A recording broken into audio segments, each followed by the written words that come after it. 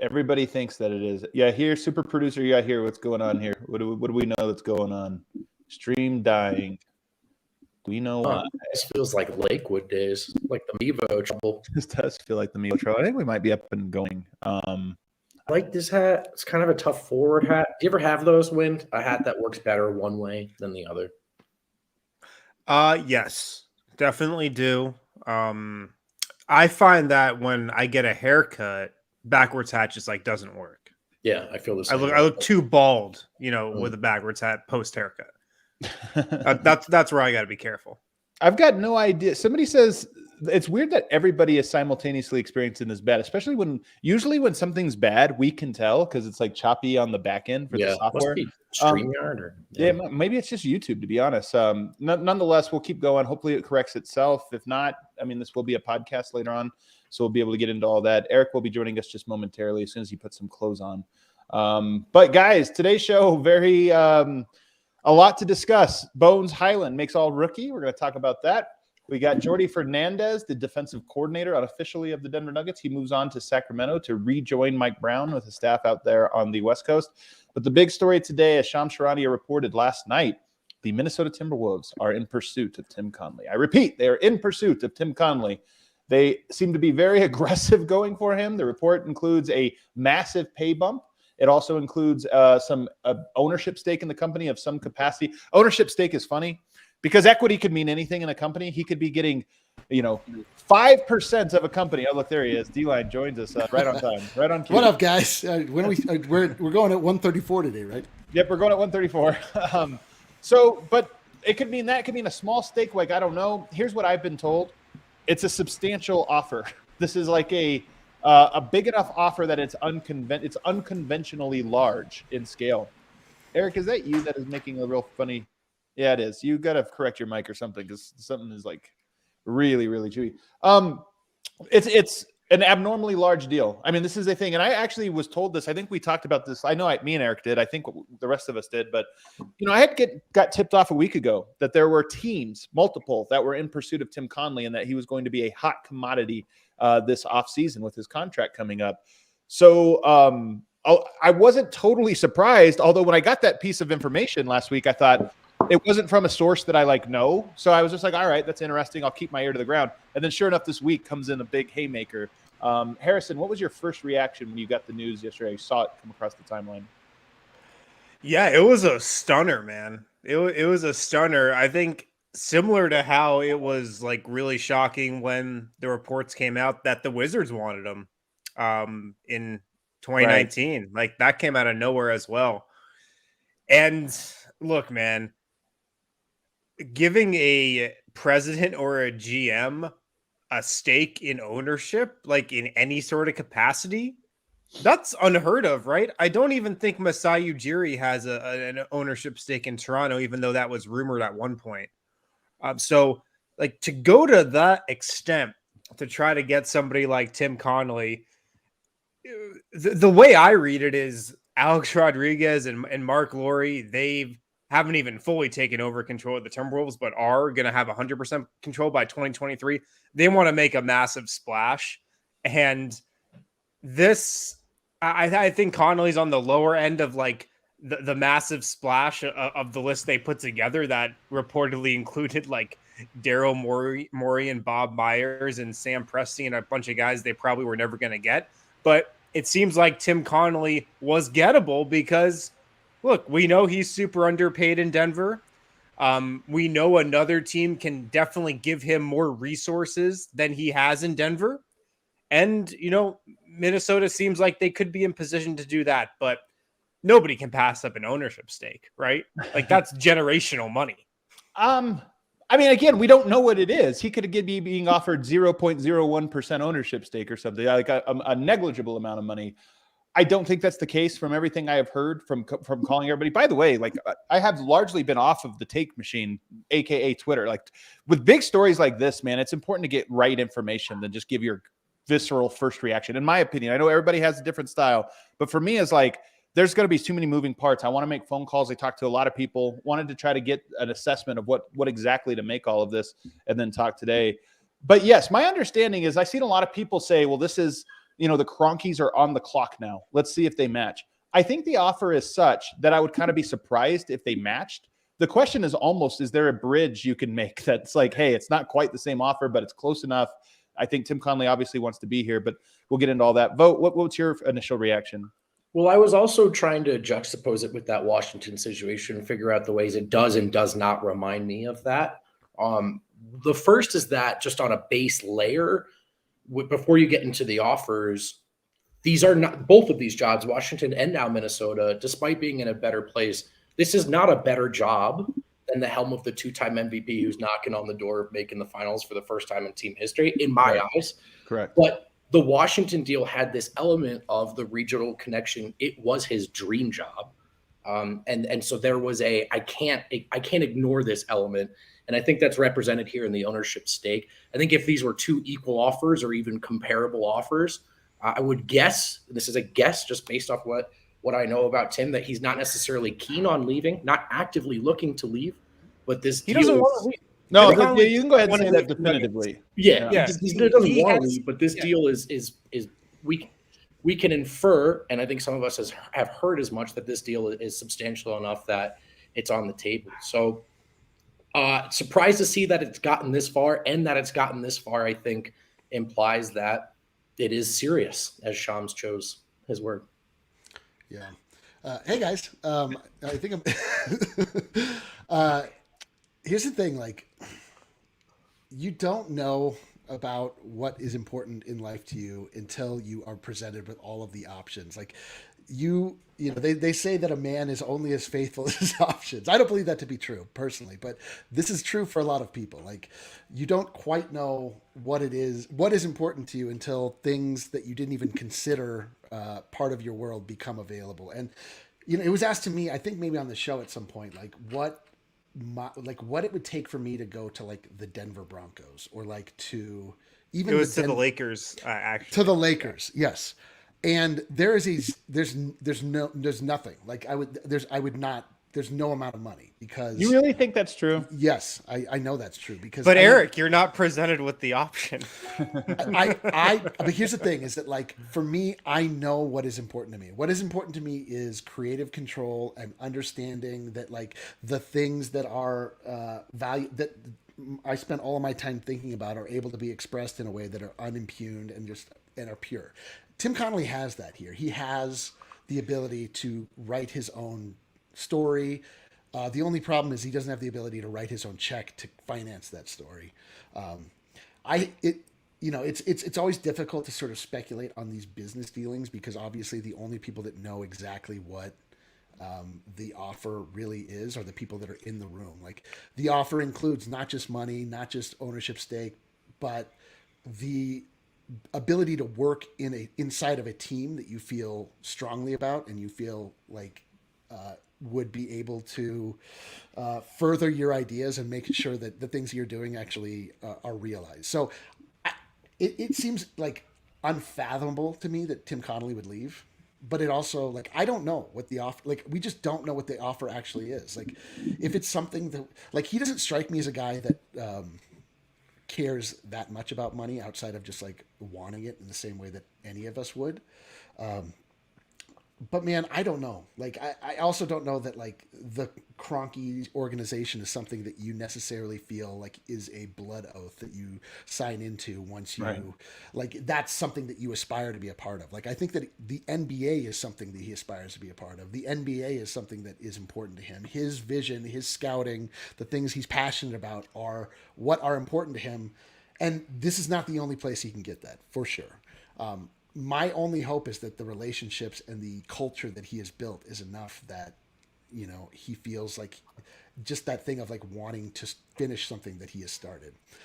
But at the same I think point in there's time, no like, question. Here's the thing, real quick. I'm going to interject and then throw it back to you, D-Line. But I think you're actually framing the situation pretty well. And we don't know what the Kroenkes are going to do. Like, the Kroenkes, I think, are now up. Like, they're now, let's see what they say and how they handle this situation. By the way, not just on like what if they offer a counter offer or what have you, but also like maybe this is an opportunity. Usually, like, Tim Connelly has earned his stripes now. He's very well respected. Now it's maybe a question for, hey, we're negotiating. I want to come back. We got a price, but here's some other things that I think you need to for us to get to the next level, you Kroenkes have to do this, this, and this, or commit to doing that right now. And that's part of my agreement to come. Mm-hmm. But here's the thing. I think you framed it right in that Tim Connelly's heart's in Denver. I really believe that. His kids were born here. Like, he's got roots in here now. He's a Baltimore person. I mean, you're not going to take that from him. But I think he has got roots here in large part because, I mean, he loves the city. Like, everybody that moves here just ends up falling in love with the city and all of that, all of those things. But also, he is the architect. As much as anyone, he is the architect of this team. Jokic is the most important piece of it all. Michael Malone is, the leader of it all. But he is the architect. He put these wheels in motion. He found Jokic. He helped establish a culture. His fingerprints are all over this. And to your point, Eric, that's why I say you framed it right, and that this does appear to be a situation that is almost certainly not going to be as rewarding. Almost certainly. You don't know, but almost certainly, versus staying here and taking a pay cut. Let me ask you this. This is what I wanted to ask you, though, Eric. Would you judge him? Like, is there any part of you that would be like, man, I'm disappointed if he were to take this deal? It's not a disappointed in him. It's just a disappointment in the reality of what it is to be a Nuggets fan. It is another thing that reminds you that, for as much as we love this team because of their scrappiness and the fact that they're like an underdog and like they represent like doing things in the right way versus just being given a silver spoon, and like there's not a lot of thoughtfulness that has to be taken into consideration when building other squads, just because you have more things at your disposal. Minnesota is not that, though. Would I be disappointed? This is like where you look at it and you're like, I don't know all of the details. I just don't know all the details. Like it's. Like if it was literally just a lateral move from one place to another, and it was like to escape the feeling of like not having enough resources, or like not having, or like the fact that we could potentially be in trouble with this Michael Porter Jr. deal that he signed, like that would be very disappointing to me. But I don't think that that's the case. Like, Tim Connelly strikes me as a guy that is a life first person, not a money first person. Yeah. So I don't know. I mean, it's just, you can't like judge people in this situation unless you yourself have actually felt what it feels like to have somebody just show up to your house with a goddamn bag of cash. Like, well, real quick, as an aside, Eric is a partner in this company. And just so you know, these decisions come to DNVR frequently. It's so funny when we read things. People always like try to connect dots or guess about this. Like Eric, and the reason I kind of laugh about this is Eric and I have these discussions all the time about like who you would or would not ever sell to or partner with or this or that. Like Eric, there is money that has been thrown at us that's like, no, because that's going to change us in a way that's not what we want to do. And I'd rather just suffer through trying to be a startup for more years than cash out for some lame thing. We are like very deeply involved with the mixing of soul and capitalism, and so like, I am always in a place where I am looking to save our soul in the face of capitalism, which would look to strip you of it and like give you advantages in a world where you would have to sort of like start over and would destroy what got you there in the first place. And this is just like life philosophy. Some people think that you just need to go for what you can get and that's the end of it. Some people feel like our time here on earth is fleeting, and so everything that you do should be meaningful. And it's like it's just that is what capitalism makes you do. It like makes you figure out what is important to you in the face of the thing that is important to everybody, which is having the thing that you can trade for goods and services. Right. It's so true. Like, man, Tim Connelly might make enough money that he could trade to have the Nuggets job sometime. Or like what if Tim Connelly makes enough money, he just like buys the Nuggets? That'd be great. There you go. The ownership stake. Yeah. I mean, my take on it would be that like, I don't think you could be mad at Tim or kind of judge him in any way if he took it, because we know Tim, like the type of person he is, what he values. He's different than any other GM or president that I've ever come across. He really is. Like in ways good and bad, but he really is different. That's the thing I don't think people understand. And because of that, I would trust him that he'd be making the right decision. Like I fully trust that if he takes the Minnesota job, it's the right choice, and he's taking it for the right reasons. Yep. If he stays in Denver, I trust him that like he made that choice because it's the right decision. I mean, the Wizards job, that's exactly what happened. He wasn't nearly as close to taking that Wizards job as the reporting indicated, or as the Wizards wanted to make you believe. But in the end, like, it was the right decision for him to come back. So I think he's just like the type of person, and he values the types of things where if he does choose to go, it would be probably the right call. Yeah, I'm sure you're right. It's just by the way, when Tim rejected the Washington deal and came back to Denver, low key sneaky great moment in this Nuggets hit like arc. Like, I remember the day I was at Stiffs, we made the big "I'm not leaving" meme thing that has like since you see that like used all over. It was like a celebration. It was like the coolest, like, we're keeping this thing going. And I honestly feel like this would be the exact same if it were to stay. It would be this like, oh man, I felt like the breakup was happening, and if it doesn't, you're like, oh, you know, it to me at least, it would feel like a big relief. Yeah, I remember the last time around, I was like angry. I was like so angry at the idea that the Nuggets were finally getting on track, and this was going to completely derail them. I don't feel this way this time because, first off, I just think that should Tim Connelly stay around, like, this is going to be something that comes up all the time. Like, he is.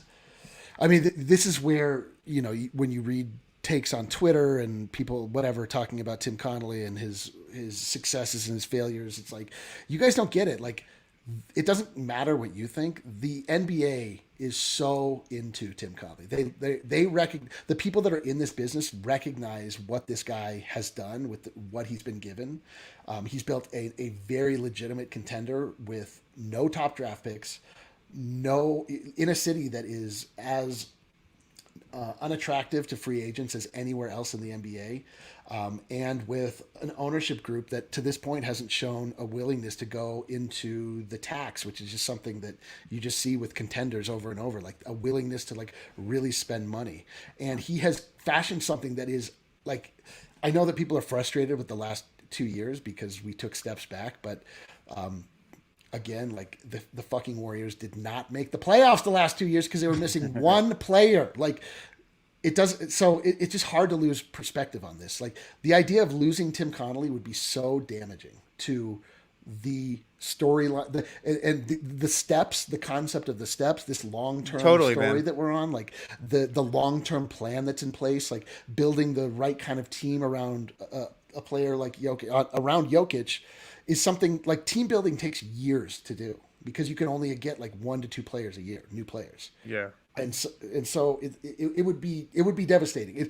Luckily there are people in place that have been along for much of the ride, but like, you just can't replace the brain, man. Yeah. No, I was gonna say what a lot of people don't get, and it's impossible to get because I don't even think we get it fully because we're not on the inside, but we get it more than most, is that if Tim Connelly leaves, like, the Nuggets take on an entirely different feel and vibe. Like, they are an entirely different organization, I think, at least, the minute Tim Connelly walks out the door. And maybe there could be some positives to that. I think there definitely could be. Yeah, but Tim's the not Nuggets, perfect. He has weaknesses. Yeah. There's no question. Like, there's no denying that. Definitely. But just the culture, the environment, the atmosphere that's this organization is kind of known for, a lot of that goes away. Like, the second he leaves here, like, he is responsible for just the vibe around the organization. I really truly believe that. And nobody can replicate that. That's a great point. And I wonder if to some extent, how aware of is Minnesota of that, and how much of that was a factor in what they were after. And I mean, he's not just going to draft Jokic every offseason, right? So it obviously this guy can draft well. He's got a good eye for talent, but Denver is a team that's had some lows in their history that isn't always standing out as a place where, wow, as a professional in the NBA, from the front office side of things to the coaching to the player, oh, I want to be there. That looks like something I want to be a part of. And Denver is trending in that direction if they're not there to some extent on a smaller scale already, in large part, and thanks to Tim, in my opinion. And so do you wonder if a team like Minnesota too, Is that what they're after? Do they want to start to cultivate this environment where, man, people want to come and work here. People want to be in Minnesota. And I do think that is something Denver could lose some of if Tim wants. Oh, yeah. I'm sure part of it is them wanting to get a big name, and part of it is them looking at their team and being like, we're the Nuggets in 2019. Yeah. You know, that's the stage we're at, and we need, a guy to push us to the next level. Yeah. The one thing I'll say also that should Tim Connelly leave, I don't know that it's just a certainty that Calvin Booth would step in just right into his place, is that the GM we had before Tim Connelly was Masai Ujiri. Right. Somehow the Kroenkes are great at hiring GMs. I think this is part of what it is. Like, it's funny. I'll say this and then we'll take our first break because we're late. But honestly, I think the Kroenkes have done a really good job of finding value for cheap, in large part because when you are cheap, you better become good at being cheap. And I think that's what they're good at. But the thing is, cheap works for a rebuild. You find a young coach who is growing. You find a young player who needs time. You find a young GM who grows into it. And Tim was not good in 2014, 2013. Like, he did draft Jokic in 2014, so he actually was pretty great. But there were moves along the way early on that you looked at and go, like, I don't know if that was the right decision here or there. But guess what? He got better over time, and he did have a core value to him that was a seed that bloomed later on that has been only better and better over time. And that's why so many teams are after him and why one team is willing to give him such an unconventional deal. Like, this is what's funny is it really doesn't matter. You have to think about this. Joe Blow in the comment section, your take on it. It's not that everybody gets a take, but your take probably is less informed than the ownership group that is willing to spend tens of millions of dollars and ownership into getting him. Like, that decision probably carries a little bit more weight. But let's take a break. On the other side, I want to talk about what this means for the Kroenkes. Are they on the clock? As well as what would it mean for Nikola Jokic and for the offseason at large if Tim Connelly were to leave right now, right before everything gets started. Evoca TV, if you haven't been able to watch Nuggets, Avs, and Rapids games this season, Evoca.tv, check these guys out. It's the new reality and the future of TV programming. They've got Altitude Sports. They've got other national channels as well. Go to evoca.tv/DNVR, evoca.tv/DNVR. Use the promo code DNVR. Make sure you do that. You're going to get $10 off your first 3 months. That's only $15 a month for the first 3 months, plus a receiver. No contracts, no hidden fees. They're not going to hike up the price on you all of a sudden. evoca.tv/DNVR. Use the promo code DNVR. You're going to get $10 off your first 3 months. Also, if you're watching Evoca TV, you can watch literally this show and the pregame and postgame shows that we do. How cool is we have a channel on Evoca TV. Let's go. Literally called DNVR. Let me say this. People are thinking about this and maybe they think, oh, that's kind of cool that you're that. Like, honestly, media is changing. Evoca is obviously a landscape for distribution that's like different and unconventional. And I got to say, man, I love the vision. I love the vision these guys have saying like, hey, a DNVR TV station. And like now, going into other markets and things, hopefully eventually, maybe it just becomes every city has it all city thing. I think it's really cool. Right now, it's like a small thing, but I honestly think it's the beginning of a larger thing. Yeah, big Evoca TV guys. You can literally watch this show on Evoca TV right now. So check them out, evoca.tv/DNVR. Also at DraftKings Sportsbook right now, the NBA playoff action, it's nonstop. DraftKings Sportsbook, an official sports betting partner of the NBA. This week, new customers can bet just $5 on any team to win, get $150 in free bets if they do. If you're looking to turn a small bet into a big payday during the NBA playoffs, check out DraftKings Same Game Parlays. You can do just that. Also, all customers, doesn't matter if you're new or existing, you can place a Same Game Parlay with 3 or more legs and get a free bet back up to $25 if one leg doesn't hit. So download the DraftKings Sportsbook app now. Use promo code DNVR. Bet $5 on any NBA team to win their game. You're going to get $150 in free bets if they do. That's promo code DNVR only at DraftKings Sportsbook. Must be 21 or older, Colorado only.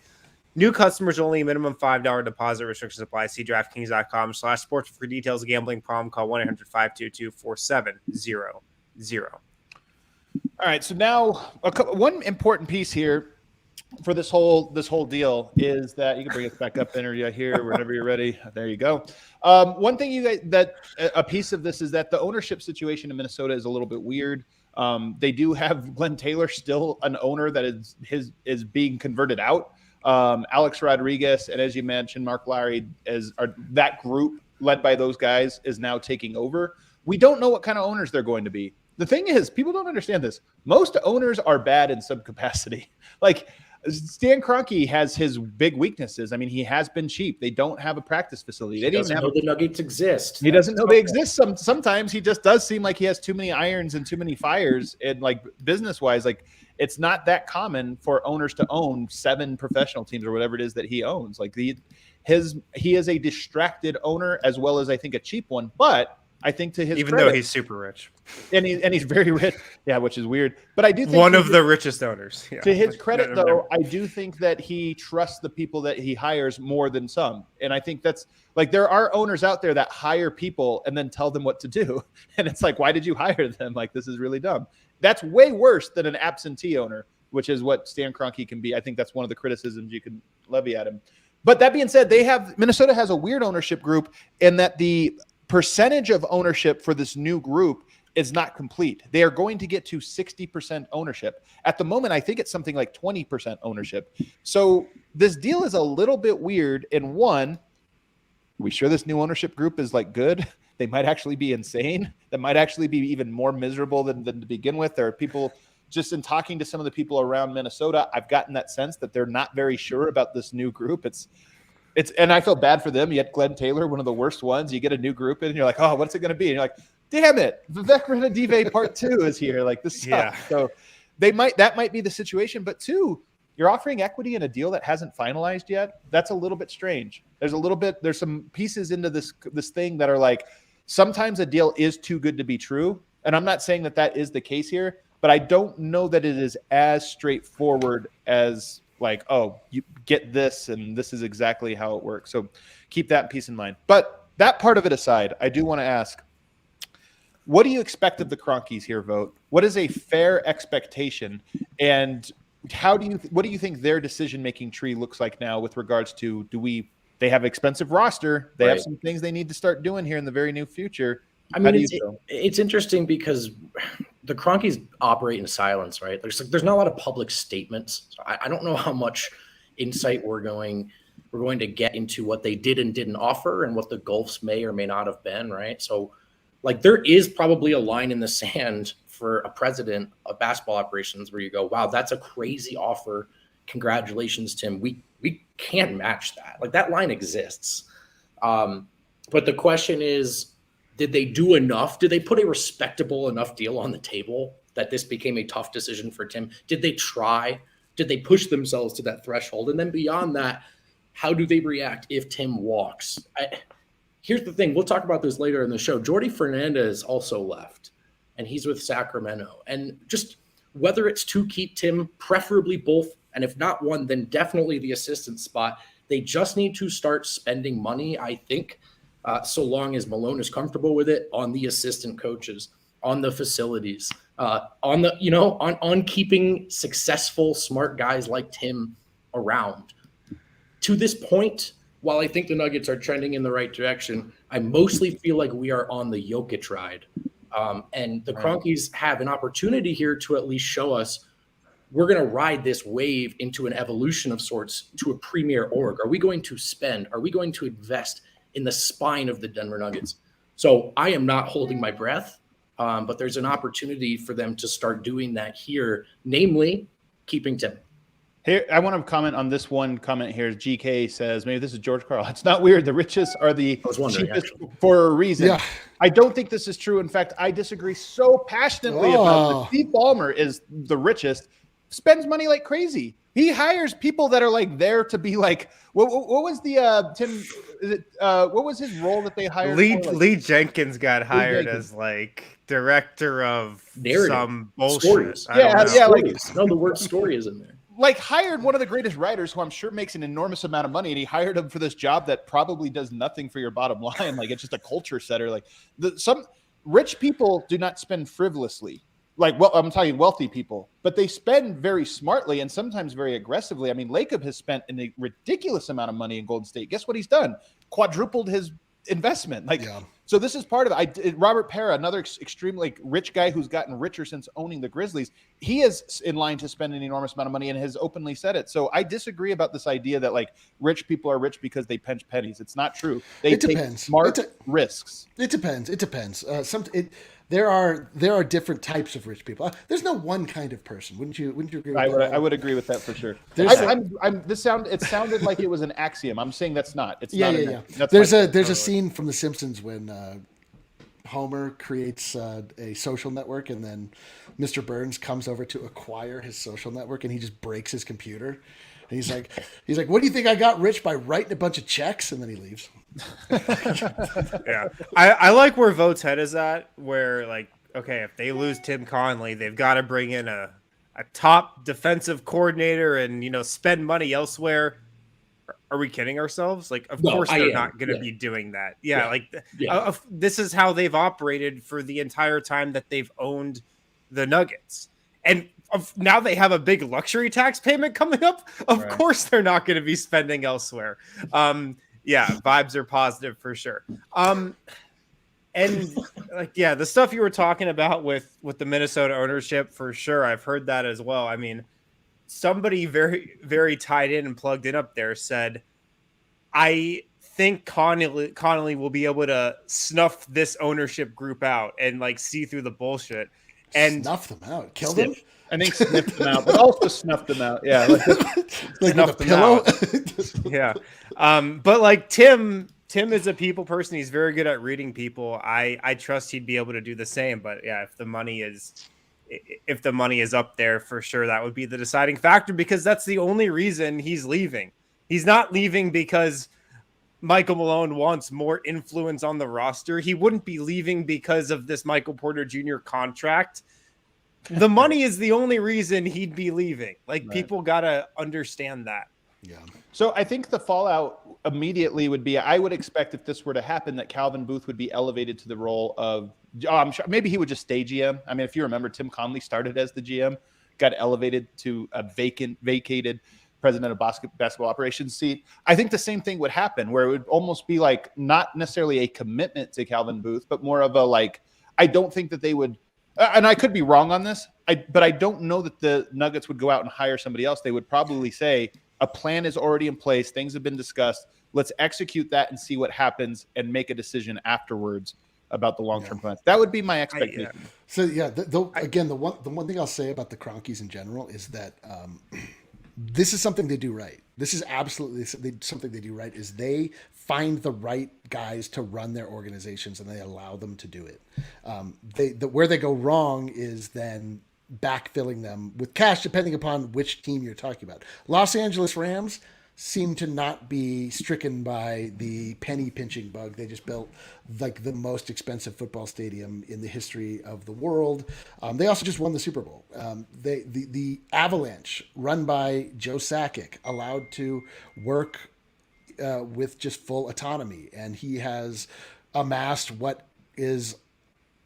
has through this regular season been the best Avalanche team of all time, which is insane to say. I don't know.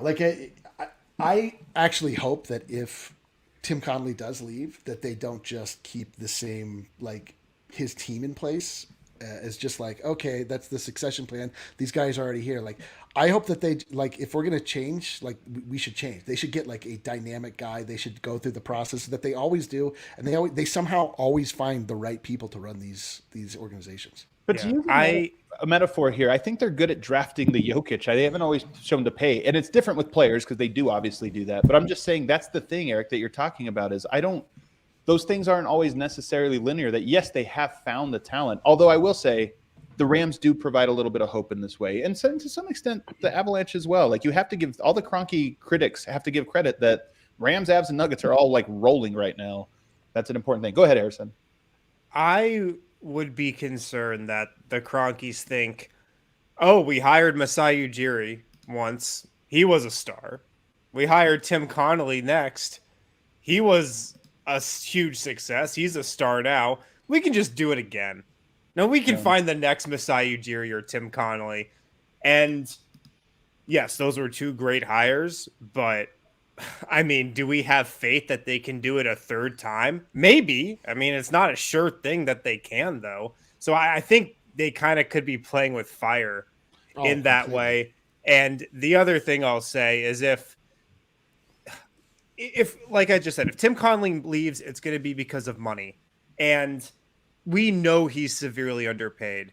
I was told, years ago when he signed a contract extension and got bumped up to be the president of basketball ops, he doubled his salary, but he was still one of the lowest paid guys. Right. We know he's super, super underpaid. And part of me thinks that if he had been getting paid what he's worth for the last several years, maybe he doesn't even think about this offer because he is getting paid market value and he is getting paid what he should be. And yeah, the Minnesota job could be a lot more money, but he's already getting paid like a top president of basketball operations is. So if this goes poorly, man, I think it's going to be a really, really bad look for the Kroenkes. And with everything that's gone on with the altitude situation and now this, and they better freaking go pretty deep into the luxury tax because it's going to start looking really, really bad for them if enough of these things happen. More importantly, though, to me, Harrison, is that this is arguably the single most pivotal moment in the franchise's entire history. Jokic is the greatest player they've ever had. He just won 2 MVPs. Their players are all coming back next year. I just yesterday declared that I'm starting to get these feelings about the Nuggets. I'm starting to buy in and starting to believe that this next year really is going to be the year. Then no sooner than one day do I say that. Now I'm like, holy hell, this could really throw everything into a tailspin. It could not, but it could also do that. And here's the big question, Vogt. I am very curious how this would affect Nikola Jokic because let's be honest, Tim Connelly matters, Michael Malone matters, Aaron Gordon's and Montes, those guys matter. Jokic matters more than all of it by tenfold. And to me, that's the biggest concern. I never thought Jokic would leave Denver. Him saying, I'm going to sign that Supermax and I want to play here until they kick me out. I buy every little bit of that. If they get rid of Tim Connelly, I just feel like it makes things way more volatile. Like right now, zero volatility. If you lose Tim Connelly or a Michael Malone or whatever, the volatility creeps into where, a bad year, a bad season might actually derail things. Maybe that makes feelings change. That's how I feel, Vogt. I think that's definitely the case. I mean, on one hand, the hard part is done. They found a top 5 player in the league, and whether Tim is here or not, so long as Jokic is, you're going to have some floor you won't fall below, right? But Jokic wanting to stay here, I think, is a mixture of his personality, but also some of the stuff we exhausted in these earlier segments, just about that culture that Denver's built. There's an air of stability, an air of, okay, maybe this season didn't go perfectly, or maybe I could make a touch more money elsewhere, but I just don't want to. I want to keep coming back here. And that's the part. Like if Tim leaves and then it's a rough year, do things feel a little more, a little less stable the following offseason? Of course. Yes, so of course. That's my concern, right? Like Tim could walk. They could still bring all these guys back and compete for a title the immediate season. But how do when shit hits the fan, what does it look like? And I think right now, like these last 2 years, that happened. And because you have this organizational alignment and these figureheads at each phase of the team that are there, that are constants, I think we were all allowed to take deep breaths and say they can probably come out of this on the other side. Without Tim, I think I would be less confident in that. Yeah. I think real quick saying I think Malone is more important to Jokic than Tim. Maybe not. The one thing I will say is that the Conleys, there's a lot of just relationship. This is a family operation, and there's a lot of players in particular. They don't know. Jokic can't go out in public. He can't go make friends down at our mutual friend brewery, just hanging out, talking to people and do this. He's Jokic. He can't do that. A lot of these people behind the scenes have families that are intertwined in this or that. And Tim Connelly, obviously, this is part of the family culture that he has built. Is there is a real I don't want to say fraternity because it's wives and kids and everything else that is very intertwined. So I get why you would suspect that, but there's more to this again that people just don't see behind the scenes. Yeah. My read is that I don't think Jokic would not sign the Supermax if Tim Connelly left. I agree. Yeah. Strong agree. Or if he would instantly be like, I don't know if I can be here. Right. I think Yoke is going to be fine. I think he's still going to be here, but I'm with Vogt in saying that it's going to be a different feel. It's going to be just a different vibe that is different from the last 7 years that he's been here for. Like Tim Connelly sets the culture day to day, and just kind of the feel and the attitude within the organization. That's going to be different. But like my initial read would be Yoke would be fine here. Yeah, I do want to say, just before it gets away from me, this is kind of a segment 1 point, but D-Line made a really, really good point. Like, even if Tim, wow, I know, that's why it took me 42 minutes to get there. Like, even if Tim turns this job down, and this is in combination with the point Wind was just making, like, this is going to keep happening. Tim is in the middle of the Venn diagram of attractive candidate and gettable. Yep. And that won't change. He's the me of right. So even if he sticks around, I hope the Kroenkes can get him to that level where, like, it's not irresponsible for him to hang up. You know what I mean? Like, right now, it would be irresponsible for a man not to listen to these offers where he so you have to, dude. Everybody listen to this. Like, if somebody approaches you with a business proposition, listen. Just listen. There have been so many times where there has been a job that I just have no interest in, but I'll take the meeting. I'll listen to, I'll see what they have to say. Like, you just don't know what you don't know. Dude, I would love every meeting I have with Eric. I would love to take a meeting with A-Rod. That'd be cool. Yeah, dude. I'd love to just I don't think it would be that cool, you guys. I think you think it would be cool. I don't think it would be that cool. But I'd still take the meeting. I'd take the meeting. I'm with Wind. Yeah, you have to. And the thing is like, you want to fly me up to Minnesota on a PJ? Like, I'll take the freaking PJ. On a PJ Dozier. But the thing is, and first off, people are giving me a hard time about the Avalanche, this being the best Avalanche team. This is literally the best Avalanche team. They had more regular season points than ever in the history of their team. So suck on that. Anyway, also, yes, Tim Connelly is just the fact that in serious communication, in serious talks means he's talking to these people. They're in the room. They're having the discussion. Like, this doesn't mean anything other than they are talking about this in a real way. That doesn't mean that Tim Connelly is searching this out, that he's looking for a change, that he's looking. The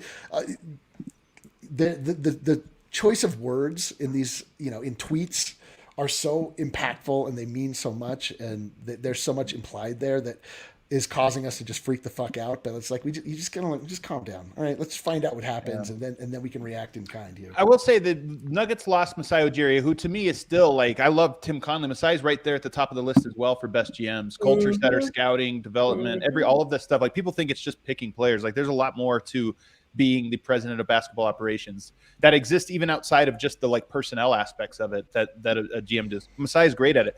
I was told, this is before my time, but I was told from very reliable sources that part of what happened, one, Masai wanted a new contract, and Josh Kroenke kept telling him, hold on. And Josh felt burned by him because he kept saying, we will after the season. You would hope a guy would learn a lesson and say, like, then Masai got a better offer that Tim Connelly could not, the Kroenkes could not match or were unwilling to match. And Masai ends up leaving. And I think Josh Kroenke was like, oh, he burned us. When it's like, well, if you offered him a job at the extension early, you wouldn't have ever got to this point. So you kind of burned yourself. You can't blame a guy for getting a better offer and then going that way. So I think this is part of it. But one of the things I had heard was the Nuggets were like, I had heard a rumor. This is a rumor, an unsubstantiated rumor here. I'll start with this. But I had heard that Masai was traveling, like, first class for some scouting trips or something like that. And they, like, were like, hey, man, knock that off. They're like, coach, like, these expenses are getting out of control. In Toronto, he has a private jet, his team plane or something that he could take anywhere. It's like, there's levels to this. And so I think that these criticisms, you do worry about the Kroenkes being the Montforts of the NBA, where it's like they're a farm system of talent. Not on the court. They've done a good job, again, of paying these guys. They paid Michael Porter. They paid Jamal Murray. They paid guys, Aaron Gordon. But outside of it, of being this, like, sort of farm system for, like, yeah, we found a good guy, but we're not going to pay him. You guys can have him once we develop. Now we'll start developing a new guy from AAA until he's ready for the big leagues. And I think that to me, I don't know that I can sit here and say if they lost Tim Connelly, that it's all over. I'm not going to go that far. But I would say, to me, the Kroenkes have a lot of things to answer. The Comcast dispute, practice facility, marketing your team better so that they have a better built fan base around you. And then, yes, of course, maintaining an infrastructure when it is won for you for 7 straight years has only improved. Maintaining that. They're on the clock for all of those things. And losing out on Tim Connelly, that's one I didn't think they were on the clock for. And if they lose out on it, to me, I'd be really concerned and disappointed. Let's take a break. On the other side, we'll talk about Jordi Fernandez as well as Bones Hyland being all rookie. We did that. Well, I guess if I had to credit anyone, I would say it was Bones Hyland. I think he's probably the Bones first Hyland, person. then us. Then us. Then the all rookie Bones Listen, campaign was a success. Never discount marketing. Marketing is powerful. So is branding. Never discount it. The American Raptors guys, they got a game this weekend, May 21st. I think that's Saturday. They're playing at Infinity Park, of course, in Glendale, Colorado, Denver. If you're in town, check it out. If you don't know about the American Raptors, they are Rugby Town USA's newest rugby team. They have a roster that's made of players that come from backgrounds in football, basketball, baseball, wrestling, soccer, track and field. They've all come together, all these professional athletes, some of them have played in the NFL, to build this awesome rugby team. They play at Infinity Park. The games are free, but you do have to get a ticket at AmericanRaptors.com. So go there, get a ticket, head out to Infinity Park, watch the American Raptors this weekend on Saturday. You can't make the game. AmericanRaptors.com streams all of them from their website. And if you're getting into rugby, check out the DNVR Rugby podcast with Colton Strickler. He's got you covered, not just about the rugby news going on here in Colorado, but throughout the country as well. So download the DNVR Rugby podcast too. And we're back. All right. Well, Adam said he's going to be gone for this segment, so it's just us. We can talk all the shit about him that we want. Holy shit! Could we start the podcast over? The first part was boring. Yeah, he was talking a lot. So the other news, like we teased just before the break, Bones Hyland made the all-rookie team, second team, not the first team, made the all-rookie second team officially. Vogt. Surprised, not surprised. I mean, he made it pretty comfortably. If you look at the voting, he got 81 total points. Yeah. He beat out Ayo Dosunmu, who had 75, and Chris Duarte, who had 52, and was the 10th guy on there. He made it pretty comfortably. I actually was surprised. Not that I didn't think he was deserving. I just didn't. It seemed like first of all, I actually think our campaign might have helped. Not even kidding. But we got rolling on that pretty late, all things considered. Like, and honestly, Bones, because he was in and out with COVID and the ankles and still just cracking the rotation in the beginning, the Bones show got rolling fairly late in the season. So I think he had that caliber year. But I was surprised to see him make it with like you said, the comfort that he did. Yeah. Elon, what does this mean for Bones Hyland? So what does this mean for Bones Hyland? Bones Hyland is now bona fide. He is one of, if you saw the graphic the Nuggets put out of all of the other players in their history that have gotten this award, or that have been named to an all-rookie squad, it is like the absolute best Nuggets of all time. It's Chris Jackson, a.k.a. Mahmoud Abdul-Rauf. It is Dikembe Mutombo. It is LaFonso Ellis. It is everybody that is somebody in the pantheon of the Denver Nuggets history. And it's just Jamal Murray, Nikola Jokic, like he is now part of that. And it just shows like the fact that I don't know, we like it's not just like a fun thing with Bones. Like he's so much fun to watch play basketball. He's so joyful on the court. He like reminds you, like he understands the concept that basketball and sports in general are entertainment at the end of the day. And he like does not for a second overlook that and plays into it, which is just so fantastic. But other than that, like this guy is supremely talented, and like the best is yet to come for him, like no question. I mean, the reason, like the only argument against Bones not making it was just the amount of playing time that he got, which only came later in the year. Like the reason why he wasn't even in the conversation for rookie of the year is because like he didn't play for the first like half of the season. Basically, he was like in out. Like if he played like he did down the stretch the entire season, I don't know that he would have become rookie of the year, but at least he would have been somebody that the league was talking about in a more serious way, and it wasn't just like a fun little regional story. Right. Right. The hashtag absolutely got this thing over the goddamn finish line. I'm serious. People are incorrigible. Campaigning is what politicians do to get elected. It's all about just getting your name into the hearts and minds of voters, not even necessarily like winning them over, but just being like, oh yeah, Bones Hyland, like that name Bones Hyland. There's something like really powerful about it. And like, it feels good to say Bones. It feels good to tweet all rookie Bones. And then also when you look at like what it represents, like this guy's dope. It's just like nobody watches the Denver Nuggets. We know this. Hey, so do you guys both think, question for both of you, I think at least mine, I would say maybe I can speak for you guys. Our second favorite rookie, Herb Jones, second team. Did he get snubbed at all? Was he a first teamer in your eyes, Rod? Fuck Jalen Green. First Aggregators. Aggregate it. No, I'm fine with Jalen Green on the first team. I'm fine with it. No, it's fine. He's That is my least favorite young player, Jalen Green, no question. And a lot of it is I think a lot of it is because Houston is just such a lawless disaster of an organization currently, so rudderless that they're like, whatever, get out there. It's a hooper's paradise each and every night. Hoop it up. Here's like my thing with Bones right now. I think he's a core member of this team. I really do. I think he's just so ingrained as like kind of the heart and soul of this Nuggets team right now, which is crazy for a rookie to be coming into such a veteran team that's a championship contender and establish himself as that guy. But there was an opening for him to do that, and he absolutely did that this season. And I'll bring this back to Tim Connelly, but I don't think the Nuggets draft Bones Hyland if Tim Connelly is not running the Nuggets draft. It's a good point. There's no way, man. I said this the night of the draft. Bones Hyland is a Tim Connelly guy. Just how he plays, his spirit, his story, how addicted he is to basketball. And like we can bring it back to how this organization could look different if Tim Connelly's not here. But I think the draft and the types of players they target is definitely one of the areas where it would be different. So, Bones Hyland for sure. A core. I need to understand though that I still am not. I'm like so confused with the reaction that Tim Connelly had on draft night when there was the picture, the video of him at the draft table when Bones Hyland was selected and everybody else was cheering and he had like the weirdest like non-reaction. Like he was like, I need details on this. I need to understand like, where his head was. They're the two most stressful nights for a GM or president is three most stressful nights. The draft, you like actually have to make a pick and be like, yes, this is our guy. Like we're taking this guy.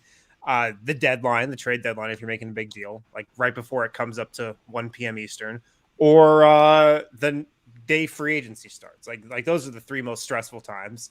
And I don't know. I wouldn't want to look at your face in the most stressful time or your D-line. That's literally what we did. We show our fucking faces during the most stressful times, watching the Nuggets lose big games, and then we put our stupid faces on TV. I mean, you watched Chicago actively putting money in your pockets, and you looked like you wanted to jump off a roof.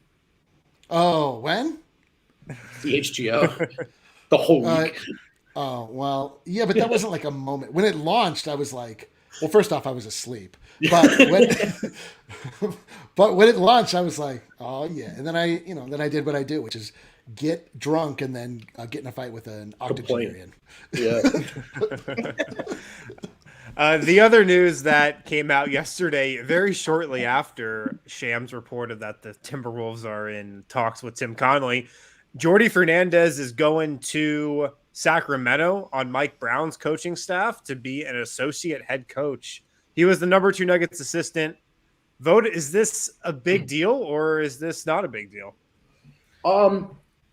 Well, I think it was inevitable with Jordi, right? I think over the last 3-4 years, we've heard his name come up. He's interviewed for some gigs. I believe his name was mentioned for that Cleveland head coaching job. I don't know how close he ever got, but I allegedly interviewed for that. So at some point, I expected Jordi to go. I will say this is a tough year to call yourself the lead defensive assistant for Denver. Like Defensive coordinator, yeah. Coordinator, yeah. Like if they want to switch that up, all right.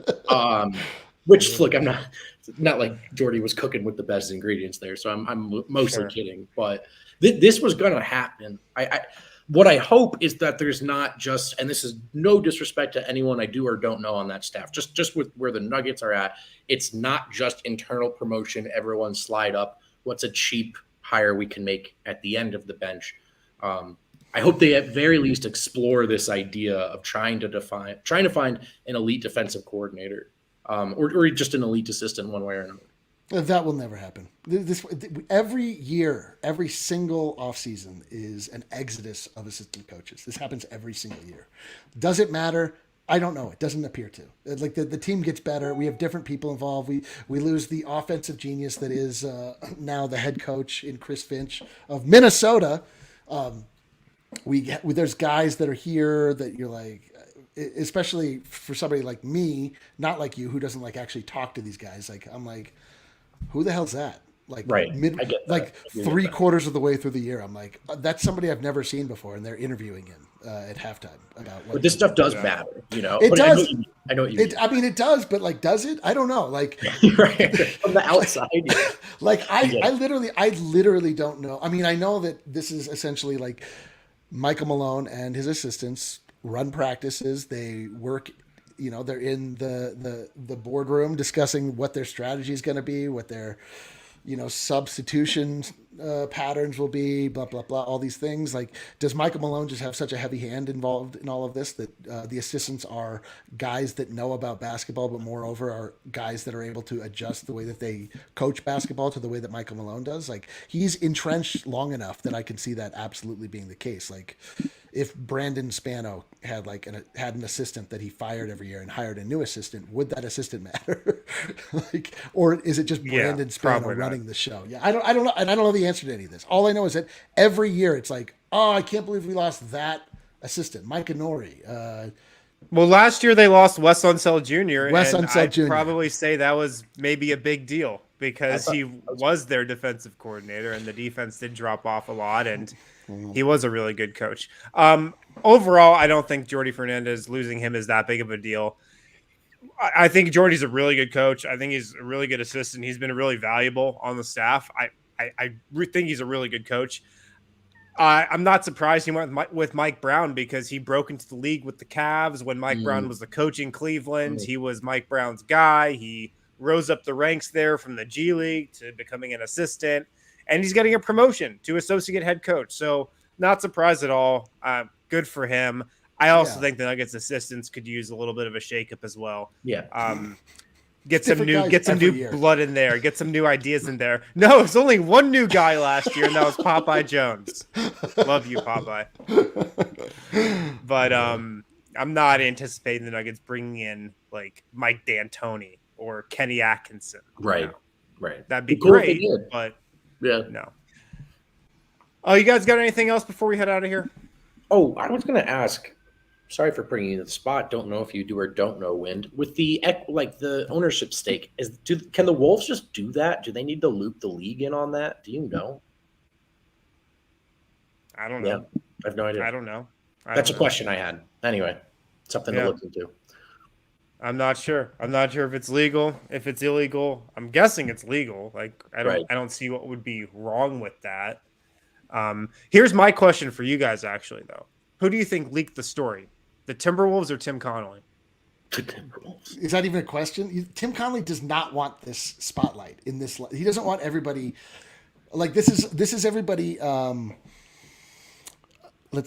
He hasn't died yet, but we're already having a funeral. But it's an angry funeral.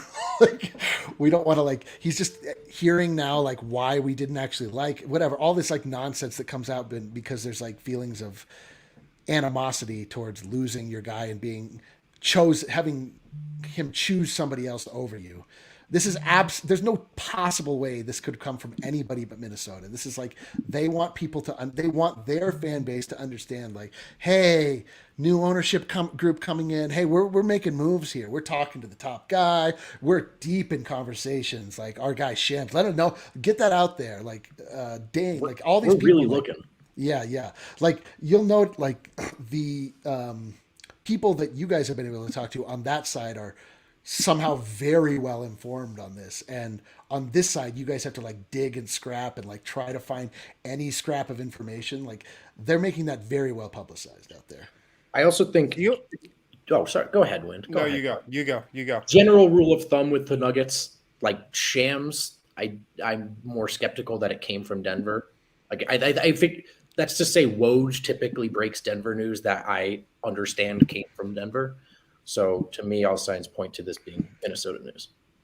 I agree, but the only thing I thought about is what happened with the Wizard situation. That news got out there, and then to keep Tim, the Nuggets gave him a pay bump and an extension. Like that's the resolution. If Tim Connelly stays in Denver, he's getting a big extension and a big pay bump. Right. Getting the news out there, like you could talk yourself into being like, yeah, Tim Connelly would want that out there because now the Kroenkes are on the clock. Definitely true. That's a thought I had. That's just a thought I had. I think that their relationship is better than that. Like I really think that there very is well might be. I mean, this is obviously outside looking in. I just get the sense that there is, with Josh Kroenke and Tim Connelly, I just think they're boys. Like I think that they like each other genuinely. Like I think that Josh Kroenke specifically loves basketball. It's it's like who he is at its core. That's true. And the fact that he is in the draft room all the time, and he's Josh Kroenke is part of this team, and I think he views himself as part of the decision making team, obviously because he is, but more so than maybe even with the other squads. I can't imagine he's as deeply involved with the Avalanche decision making and the Rams and the Arsenal or whatever.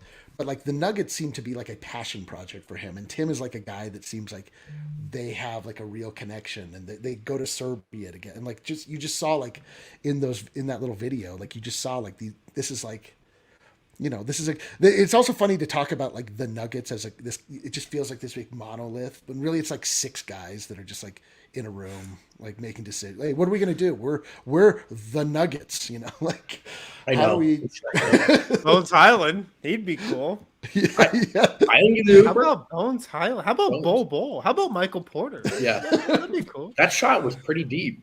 We shot that Yeah. from far out there. Yeah. We've said it before, but I'll just close with that. Look, Tim Connelly doesn't want to leave Denver. He wants to see this through. He's totally different than every other executive. Where Tim Connelly's not jumping at a flashier gig with a cool little title to get a moderate pay bump like a lot of his colleagues would. He's not doing that. He wants to stay in Denver long term, probably for the rest of his career. But this offer, if it's an offer that he'd be stupid for not taking, he's probably going to take it. That's the only way that I feel like he could leave. And if he does, it's not going to be a good look for this ownership. I'll tell you that. Well, good for him. Good for him if he does. All right, we'll see what happens. Keep it locked. I've got an article up on thednvr.com right now. A good one. I read everything that's happened with good. this situation. We'll be back with another episode tomorrow. We'll see if anything happens. I don't expect this process to drag out for too long. I mean, they've got the draft in a little over a month. So I don't think this will drag out for too long. I bet we'll get a resolution pretty soon. Talk to you guys tomorrow. See you then.